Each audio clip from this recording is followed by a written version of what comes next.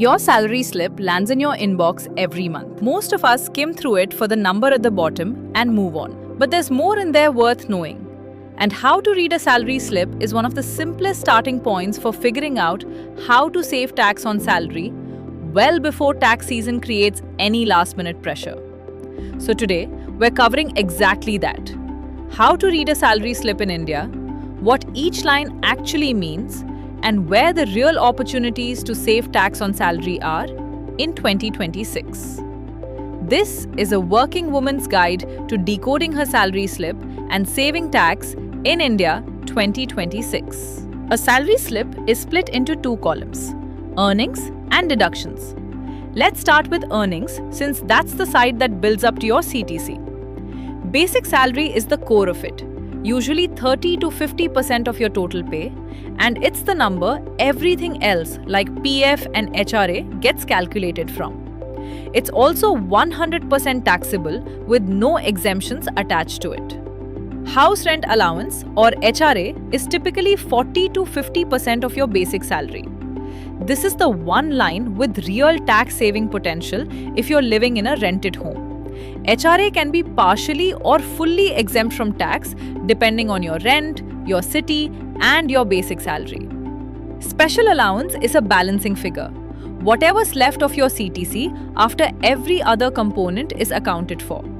It's fully taxable with no exemption. You may also see a conveyance or transport allowance. In most cases today, its tax-exempt status has been folded into the standard deduction instead, a flat deduction of 50,000 rupees under the old tax regime or 75,000 rupees under the new regime that's subtracted from your gross salary automatically with no proof of expense required. Now the deductions column, this is where the difference between your CTC and your take-home actually goes. The first is your PF deduction or EPF, the Employees Provident Fund.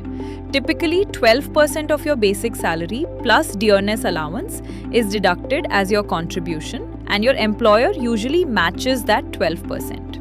It's a government-backed retirement scheme. The fund earns a government-declared interest rate, and both the interest and the final withdrawal after 5 years are generally tax-free. Your own 12% contribution also counts toward a tax deduction, which we'll get to in the next section. Next is professional tax. Usually a small amount, around 200 rupees a month, capped at 2,500 rupees a year. It's levied by state governments, so not every state charges it, and the exact amount varies by state and income slab. The total professional tax you pay during the year is deductible under Section 19(1)(16)(3) of the Income Tax Act, but only under the old tax regime. The last deduction is TDS, tax deducted at source. This is your employer estimating your annual tax liability in advance and deducting a slice of it every month. At the start of the year, you declare your planned tax-saving investments to your employer, and that declaration is what determines how much TDS gets deducted from each month's salary. Once you know where your money is going, you can start deciding where it should go instead. The single biggest lever is Section 123 of the Income Tax Act 2025, previously Section 80C. It lets you reduce your taxable income by up to 1.5 lakh rupees a year, combined across a set of approved options. Combined is the key word. It's 1.5 lakh rupees total, not 1.5 lakh rupees per option. Your PF contribution already counts toward this limit. On top of that, you can add life insurance amongst other investment options applicable under tax deductions. One condition matters more than people realize. This deduction is only available if you're on the old tax regime. If you've moved to the new regime in exchange for lower slab rates, this deduction, along with most others in this category, isn't available to you. There's a second, smaller lever worth knowing. Health insurance premiums for yourself and your family are deductible too, up to 25,000 rupees, with an additional limit if you're also covering your parents. This is a separate deduction from the 1.5 lakh rupees limit above, not part of it. Here's the part worth slowing down for. A life insurance premium isn't a separate expense sitting outside your tax planning. It counts toward the same 1.5 lakh rupees Section 123 limit as your PF and PPF, which means it's doing double duty. The protection your family would need if something happened to you, and a tax deduction from the same rupee. There is an eligibility condition to know.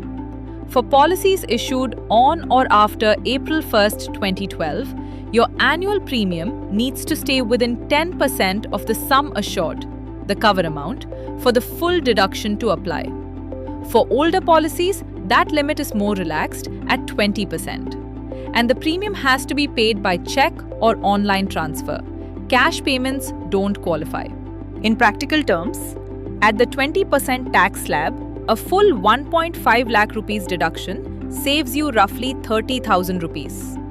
At the 30% slab, it saves you up to 46,800 rupees, including cess. And on the other side of the policy, the payout your family eventually receives is tax-free under Section 11, read with Schedule 2 of the Income Tax Act 2025, previously Section 10(10)(d) with no upper limit. Unlike the premium deduction, this exemption applies whether you're on the old regime or the new one. If you've moved to the new regime and lost the premium deduction, your family's protection doesn't change.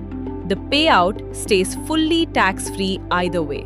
One example of where this shows up: ABSLI Salary Term Plan gives you pure protection that counts toward this deduction, while a plan like ABSLI Param Suraksha adds market-linked growth alongside the cover.